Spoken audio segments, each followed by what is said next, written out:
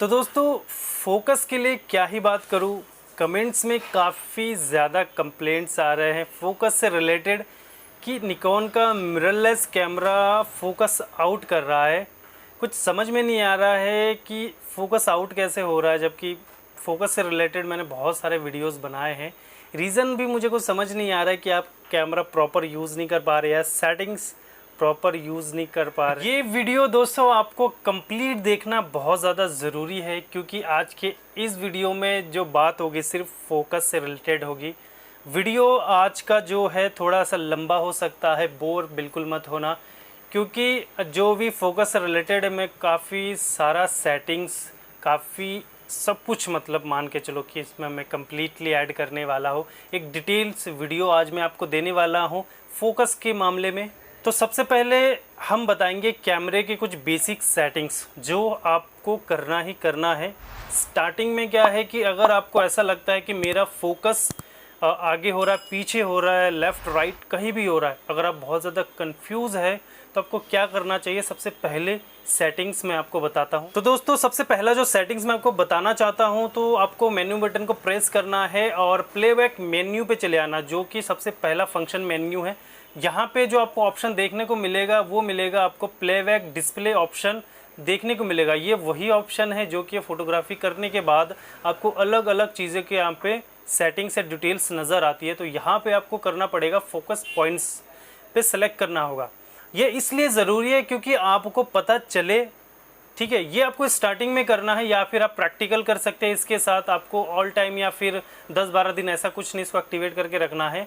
आप कुछ प्रैक्टिकल के साथ आप इसको कर सकते हो ताकि आपको पता चले कि एक्यूरेट जो मेरा फोकस है वो कहाँ आता है, लेफ़्ट राइट आगे पीछे। कई बार होता है कि जब हम शटर बटन को प्रेस करते हैं, शटर बटन रिलीज़ बटन को प्रेस करते हैं, तो कई बार होता है फोकस पीछे चले जाता है लाइट ज़्यादा होने की वजह से, या फिर सब्जेक्ट ज़्यादा कंट्रास्ट जैसे कलरफुल कपड़े पहनते हैं तो कई बार होता है कि आगे और पीछे चले जाते हैं, तो हमें फोकस का आइडिया नहीं हो पाता। तो इसके ज़रिए आपका जो फोकस एक्यूरेट कहाँ पर है ये आपको दिखाएगा। तो चलिए दोस्तों इसके बाद हम अगले सेटिंग्स पे चलते हैं और आपको जाना पड़ेगा कस्टम सेटिंग्स के ऑटो फोकस में। तो यहाँ पे मैं स्टार्टिंग में बात करूँ तो आपको जो ऑटो फोकस AF का जो आई वाला ऑप्शन है वो आपको डिसेबल करके रखना है, ऑफ़ करके रखें। कई बार होता है हम आँखों में फोकस करते तो है लेकिन हमारे मुताबिक वो फोकस आइस पे नहीं जाता है। कई बार होता है कि पीछे चले जाता है, कई बार आगे हो जाता है। तो इसको भी आप ऑफ़ करके रख सकते हैं ताकि आप डिस्टर्ब ना हो इस मामले में और आप जहाँ चाहे वहाँ फोकस कर सके। तो दोस्तों अगला सेटिंग्स मैं आपको बताने वाला हूँ सेटअप मेन्यू पे, और ये सेटिंग्स भी आपको करना ज़रूरी है क्योंकि क्या सही में आपका कैमरा प्रॉपर फोकस कर रहा है या नहीं कर रहा, ये जानना भी बहुत ज़्यादा ज़रूरी है। और हम कैसे जानेंगे कि हमारा कैमरा फोकस कर चुका है, तो ये जानना बहुत आसान है, लेकिन इससे पहले आपको ये सेटिंग्स को अनेबल करना होगा। तो दोस्तों बहुत लोग इसका यूज़ नहीं करते हैं, पता नहीं क्यों करते, जबकि होता क्या है कि शादियों में शोर शराबा होता, भीड़ होती है, तो ये एक्यूरेट फोकस का बहुत अहम हिस्सा है। क्योंकि जब भी आप शटर बटन को प्रेस करते हो इसके ज़रिए आप पता चल जाएगा कि आपका फोकस हुआ है, कहीं ना कहीं तो हुआ होगा, इससे आप डैम श्योर रहते हो। तो ये सेटिंग्स को ज़रूरी है करना। तो आप सेटअप मेनू में जाके नीचे करेंगे तो वहाँ पे आपको बीप का ऑप्शन मिलेगा। अब आप सोचेंगे बीप को ऑन करें, क्या बात है, तो इसको ऑन करना ज़रूरी है दोस्तों, क्योंकि जैसे ही आप बीप को ऑन करेंगे और वॉल्यूम को हमेशा 3 पर करके रखें, मैं तो यही कहूँगा, क्योंकि शोर शराबा शादियों में होता है और जब भी हम स्टेज पे फोटोग्राफी शूट कर रहे होते हैं भीड़ बहुत होती है। 1 बाय 1 करके जब लोग गिफ्ट देते हैं उसके बाद आते जाते हैं तो भीड़ होती है। तो वहाँ पे आप इसको बीप पे 3 पे करके रखें। जैसे आप शटर बटन को प्रेस करोगे आपका कैमरा बीप साउंड करेगा और आपका फोकस पॉइंट कहाँ पे है ये भी एक्यूरेट करेगा। तो इसका मतलब ये हो जाएगा कि आपका जो फोकस पॉइंट है वो एक्यूरेट फोकस भी हो गया है और आपका कैमरे ने फोकस और एक्सपोजर को लॉक कर दिया है। तो इससे आप डैम श्योर रहेंगे। तो चलिए दोस्तों सेटिंग्स में आगे बढ़ते हैं। अब मैं आपको लेके जाता हूँ फोटो शूटिंग्स मेन्यू पे। यहाँ पे आपको फोकस मोड और फोकस एरिया मोड को सिलेक्ट करना बहुत ज़्यादा ज़रूरी है। कई फोटोग्राफर्स ऐसे करते हैं कि वो जो सेटिंग्स होती है मोड और एरिया मोड की सेटिंग्स होती है वो हर जगह एक जैसे अप्लाई करते हैं। बट इनको जानकारी है, जो समझते हैं कि कौन सा मोड, कौन सा फोकस एरिया मोड कहाँ पे अप्लाई करना है, ये आपके लिए बहुत ज़्यादा जानना ज़रूरी है। तो दोस्तों ये भी आपके लिए जानना बहुत ज़्यादा ज़रूरी है कि आप नॉर्मल फोटोग्राफी कर रहे, ग्रुप फोटोग्राफी कर रहे, पोर्ट्रेट कर रहे, ठीक है, फुल फोटोग्राफी कर रहे हैं, इसकी नॉलेज हमें होनी चाहिए। साथ ही साथ इसके साथ जो सेटिंग्स हमें यूज़ करनी है उसकी भी प्रॉपर हमें नॉलेज होनी चाहिए। तो यहाँ पे सबसे पहले अगर मैं बात करूँ तो आपको फोकस मोड AFS में करना है, ठीक है, ऑटो फोकस सिंगल सर्वो में यहाँ पे फोटोग्राफी करना है। क्योंकि वेडिंग में अगर मैं 80-85% की बात करूँ तो यहाँ पे स्टिल मतलब नॉर्मल फोटोग्राफी की जाती है, जहाँ पे आपका जो सब्जेक्ट होता है वो पोज देता है, तो आप फोटोग्राफी शूट कर रहे होते हैं। रनिंग या फिर मूवमेंट की बात करूँ तो बहुत कम फोटोग्राफी यहाँ पे होती है। तो यहाँ पे आपको फोकस मोड तो रखना है, AFS रखना है। और एरिया मोड को जब आप AFS यूज़ करें तो आप जैसे लाइक अगर ग्रुप शॉट ले रहे हो तो ऐसे टाइम पे AFS की जगह आप एरिया मोड में आप सिंगल AF पॉइंट का भी आप यूज़ कर सकते हो। इससे हमें पता रहेगा कि जो रेड कलर का जो बॉक्स आएगा ना, वो हमें कहाँ पे रखना है, मिडिल में रखना होगा, दूल्हा दुल्हन के आईज या फेस पे रखना होगा। तो यहाँ पे देखिए कुछ चीज़ें यहाँ पे क्लियर होती दिखाई दे रही है। जब मैंने कहा कि आप फोकस पॉइंट्स को आप एनेबल कर दीजिए, चलिए उसको एक बार हटा देते हैं।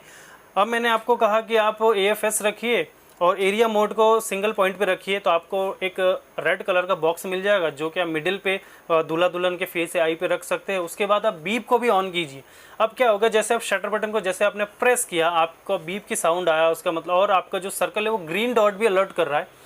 इसका मतलब ये है कि आपका कैमरा प्रॉपर फोकस हो चुका है, एक्सपोजर लॉक हो चुका है, आप शटर बटन को फुल प्रेस करके फोटोग्राफी शूट कर सकते हो। तो यहाँ पे आई होप आप यहाँ तक की सारी सेटिंग्स प्रॉपर आप समझ गए होंगे। दोस्तों एरिया मोड में काफ़ी सारे ऑप्शन है, पिन ऑप्शन भी बहुत बेहतरीन ऑप्शन है, जो कि आप इसे माइक्रो शॉट ले सकते हो। कई बार होते हैं ना, बड़े चीज़ों में से किसी छोटे चीज़ को आप हाईलाइट करना चाहते हो, रिंग हो गई, मांग टीका हो गया, ज्वेलरी हो गई, बहुत सारे सब्जेक्ट होते हैं जो आप शूट कर सकते हो। ये सेटिंग बताने के बाद आई होप फोकस आउट तो अब नहीं होना चाहिए। इसके बाद भी अगर आउट हो तो देखते हैं आगे, क्या पता कुछ सेटिंग्स आपके काम आ जाए। उसके बाद अगर मैं फोकस मोड की बात करूँ, यहाँ पे आ जाता है AFC, ऑटो फोकस कंटिन्यू से ही समझ गए होंगे कि आपका फोकस कैसा होगा और आपका जो सब्जेक्ट होगा अगर मूवमेंट में होगा, कंटिन्यू मूव कर रहा होगा, डांस कर रहा होगा, तो वहाँ पे आप AFC का यूज़ कर सकते हो। और AFC का यूज़ करने के साथ आपको शटर स्पीड भी 200 प्लस आपको रखना होगा, 250 300 के आसपास रखना होगा। क्योंकि आप अगर ये जानते हो, अगर आप एक्यूरेट समझ सको कि आपका जो सब्जेक्ट है उसकी मूवमेंट की स्पीड क्या है, तो आप शटर स्पीड को मेंटेन कर सकते हो काफ़ी इजीली। दोस्तों इसमें एक छोटा सा सेटिंग्स मैं यहाँ पे ऐड करना चाहूँगा। मैंने कुछ वीडियो में बता रखा है, या इससे पहले अगर मैंने पिक्चर कंट्रोल पे वीडियो बनाया तो मैंने उसमें बता रखा है कि जब भी आप फोटोग्राफी शूट कर रहे हो तो शार्पनेस, क्लैरिटी, कंट्रास्ट को आप माइनस या फिर 0 करके रखें। तो बाद में क्या है कि जब आप पोस्ट प्रोसेसिंग में जब आप फोटोशॉप या लाइटरूम में उसको एडिट करेंगे तो आप अपने मुताबिक उसको कलर्स या फिर कंट्रास्ट क्लैरिटी दे पाएंगे। तो आपका सेटिंग्स एक बार आप चेक कर ले। कई बार होता है अगर 0 होगा या फिर माइनस में होगा तो क्या होगा, फोटोग्राफी आपकी सॉफ्ट होगी और कहीं आप जूम करके आपको ऐसा ना लगे कि जो मेरी फोटोग्राफी है वो ब्लर आ रही है या फिर फोकस आउट हो रहा है। तो ये तो कोई प्रॉब्लम तो नहीं है, लेकिन आप ट्राई कीजिएगा, देख लीजिएगा कि ऐसा कुछ तो नहीं आ रहा है। तो यहाँ पर मैं अपर्चर वैल्यू को ज़रूर ऐड करना चाहूँगा। बिना इसके तो आप डेप्थ ऑफ फील्ड पे कोई कंट्रोल नहीं कर सकते। चलिए बात करते हैं अब अपर्चर पर। तो अगर आप पोर्ट्रेट फोटोग्राफी शूट करें और ख़ासकर अगर आपके पास प्राइम लेंस हो 35, 50 mm, 85, 1.8 अगर आपके पास लेंस हो, और ये बहुत बेस्ट लेंस है, लो लाइट परफॉर्मेंस में बेस्ट, पोर्ट्रेट में बहुत बढ़िया लेंसेज है। अगर आप इन लेंसों का यूज़ कर रहे हो तो मेरी मानिएगा कि 1.8 पे ना शूट करें, 2.2 या फिर 2.8 पे शूट करें। तो कई बार होता है कि जब आप क्लोज शॉट लेते हो तो यहाँ से आप वो सॉफ्ट दिखता है, प्रॉपर जो फेस है वो शार्प नहीं दिखता, क्लियर नहीं आता है। तो थोड़ा आप अपर्चर को इंक्रीज़ करें ताकि प्रॉपर फेस आपका क्लियर आ सके। उसके बाद अगर मैं स्टेज फोटोग्राफी की बात करूँ, जो कि इस समय ग्रुप के लिए काफ़ी ज़्यादा कंप्लेंट्स आ रहा है कि फोकस आउट कर रहा है, तो ग्रुप के लिए आप 8, 9, 10, 11 इतना जो मैंने अपर्चर वैल्यू बोला है ये सब यूज़ कर सकते हो। अगर ग्रुप ज़्यादा बड़ा है, लाइनिंग 2-3 लाइन है, तो आप 9, 10, 11 को यूज़ कीजिएगा, ठीक है, प्रॉपर। तभी आपका जो फोकस का एरिया है ना बेस्ट होगा और प्रॉपर सब लोग फोकस में होंगे। फोकस पॉइंट जो है वो मिडिल रॉ पे रखना और दूल्हा दुल्हन के आसपास रखना, फेस आई पे और हेड पे आप रख सकते हो ताकि आगे पीछे दोनों लाइन फोकस पे हो।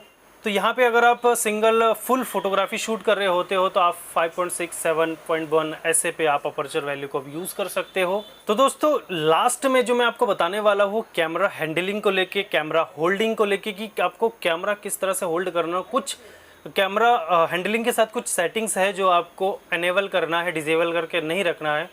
अगर आपके लेंस में VR है या फिर आपके कैमरे में VR है, इमेज स्टेबलाइज़र है, तो आपको कभी भी ऑफ़ नहीं करके रखना तब तक जब आप उसको ट्राइपॉड में यूज़ ना कर रहे हो। अगर आप हाथों से फोटोग्राफी शूट कर रहे होते हो, खासकर अगर मैं 40 mm यूज़ कर रहा तो इसमें लेंस में कोई VR नहीं है, मेरे कैमरे में वीडियो इमेज स्टेबलाइज़र है, ठीक है, वैसा मुझे कोई सपोर्ट नहीं मिलता इमेज में। अगर यहीं पे 1840 जो Z सीरीज़ का होता तो उसमें VR का ऑप्शन है, ऑप्टिकल VR का सपोर्ट है उसमें, तो आप उसको ऑन रखिएगा। अगर आपके बॉडीज़ में VR है, हमारे Z5 जो फुल फ्रेम है उनके ऊपर के जितने फुल फ्रेम मॉडल है उनके बॉडीज़ में image sensor shift image stabiliser का ऑप्शन है, उसको भी ऑन रखिएगा। अब इससे होगा क्या कि जब भी आप हैंड फोटोग्राफी शूट कर रहे होंगे वो काफ़ी सपोर्ट करेगा आपको, और जो इमेज होगी वो शेकी नहीं आएगी, ब्लरी नहीं आएगी, तो ये काफ़ी हेल्प करेगा आपका जो VR वाला ऑप्शन है। दोस्तों यहाँ पे एक चीज़ और ऐड करना चाहूँगा, अगर आप ट्राइपॉड यूज़ नहीं कर रहे हो तो अपने शटर स्पीड को, आप अगर DSLR यूज़ करो तो यहाँ पे आप शटर स्पीड को 80 से डाउन बिल्कुल ना ले जाए। अगर आपके पास Z सीरीज़ मिररलेस कैमरा है तो आप 80, 60, 50 भी यूज़ कर सकते हो, क्योंकि इसमें सेंसर शिफ्ट 5 स्टॉप का VR का ऑप्शन दिया गया है। अगर DSLR है, Z50 है, ZFC है तो उसमें कतई ना करें, क्योंकि अगर उससे डाउन ले जाएंगे और आपके पास ट्राइपॉड भी नहीं है तो जो आपकी इमेज है वो शेक फ्री नहीं आएगी, थोड़ी शेकी लगेगी, जैसे जूम करेंगे तो आपको थोड़ा ब्लर टाइप का दिख सकता है। दोस्तों अब कुछ बेसिक हैंडलिंग की मैं बात करूं तो आपको कैमरा को कैसा हैंडलिंग करना है, ठीक है। तो अगर मैं आपके राइट हैंड की बात करूँ, आपके कैमरे में ग्रिप होती है, जहाँ पे आप कैमरे को पकड़ते हो डीप ग्रिप होती है, इन 3 उंगलियों को डीपली उसके अंदर पकड़ना है आपको, ठीक है। ये जो उंगली है आपको शटर बटन में पकड़ना, और जो थंब है वो पीछे की ओर प्रॉपर आपको रखना है, ठीक है। और दूसरा अगर मैं लेफ्ट हैंड की बात करूँ तो आपको नीचे से सपोर्ट करना, ताकि आपका कैमरा, अगर आप ट्राइपॉड यूज़ ना कर रहे हो तो प्रॉपर आपका कैमरा स्थिर हो सके, ठीक है, ज़रा भी ना हिले। तो ये एक बेसिक सा वो है कि आप जैसे हैंडलिंग करो इसको तो इस तरह से आप इसको हैंडलिंग कर सको, इससे आपको प्रॉपर सपोर्ट मिल जाएगा। अगर बिना ट्राइपॉड के अगर आप फोटोग्राफी शूट कर रहे हो तो 1/80, 1/100, 1/125 तो आपका जो फ़ोटो है वो प्रॉपर स्टिल आएगा, उसमें कोई शेकी फ़ोटो नहीं आएगा, अच्छी फ़ोटो आएगी। और लास्ट में लगे कि आपके हाथों से जो फोटोग्राफी शूट हो रही है वो ब्लर आ रहा है, हिल रहा है फिर भी, तो कुछ नहीं करना है, ट्राइपॉड का यूज़ कर लेना बस, ठीक है। बिना ट्राइपॉड के यूज़ के फिर आप तो अगर बहुत टाइम से अगर फोटोग्राफी शूट कर रहे हो, बिना ट्राइपॉड के फोटोग्राफी नहीं कर सकते तो आपने कुछ नहीं सीखा है। क्योंकि जो फोटोग्राफर्स है उनकी स्किल इतनी अच्छी हो जाती है कि एक बार उनको ना ट्राइपॉड भी ना दे दो तो काफ़ी स्लो शटर स्पीड में भी फोटोग्राफी शूट कर सकते हैं। तो आप ट्राइपॉड का यूज़ करें। अगर आप हाथों से फोटोग्राफी नहीं कर पा रहे, ब्लर आ रहा है, फोकस आउट आ रहा है, हिल रहा है बहुत ज़्यादा, तो वहाँ पर ट्राइपॉड का यूज़ करो। खासकर जब भी अगर आप 1840, 2470 या फिर 24-120 लेंस से फोटोग्राफी शूट कर रहे होते हो तो 24 से 50, 60, 70, 80 तो आराम से शूट हो जाता है। लेकिन जब हम प्रॉपर 120 पे, 140 पे, 70 पे शूट कर रहे होते हैं तो ऑप्टिकल थोड़े से ज़्यादा मूवमेंट करते हैं, तो वहाँ पे हाथों से जब फोटोग्राफी शूट करें तो मूवमेंट बहुत ज़्यादा होगी, तो वहाँ पे ट्राइपॉड का यूज़ ज़रूर से ज़रूर करें। तो दोस्तों अगर इसके बाद भी आपका कैमरे से जो फोटोग्राफी हो रही है और फोकस आउट आ रहा है तो इसके बाद मैं और कुछ नहीं कर सकता, सीधे अपने कैमरे को उठाइए और सीधे सर्विस केयर में भिजवा दीजिए।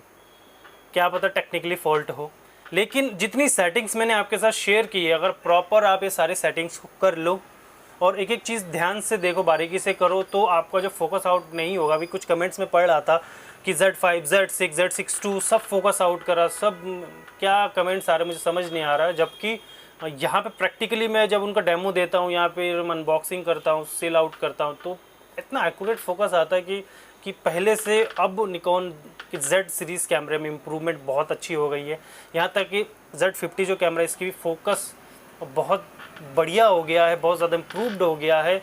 लेकिन फिर भी अगर फोकस आउट हो रहा है तो टेक्निकली क्या होता है, प्रॉब्लम हो सकता है, तो सर्विस केयर ज़रूर भेज देना। तो दोस्तों आशा करूँगा आपको इस वीडियो से बहुत ही हेल्प मिला होगा। अगर हेल्प मिला है, वीडियो पसंद आ रहा हो, चैनल पे आपने पहली बार विजिट किया है तो चैनल को सब्सक्राइब कर लेना, बेल आइकन को प्रेस करके ऑल पे क्लिक कर देना ताकि मेरे द्वारा बनाएगा किसी वीडियो को मिस ना कर सको। चैनल पे नए आए तो सब्सक्राइब करके जाना। और अगर वीडियो से रिलेटेड कोई भी अगर प्रश्न मन में आ रहा होगा, फोकस से रिलेटेड कोई और क्वेश्चन होगा तो आप पूछ लेना, क्या पता मैंने कुछ छोड़ दिया हो तो अगले वीडियो में उसको कवर कर लूँगा। तो चलिए दोस्तों, एक नए वीडियो में जल्दी आपसे मुलाकात होगी, तब तक के लिए गुड बाय।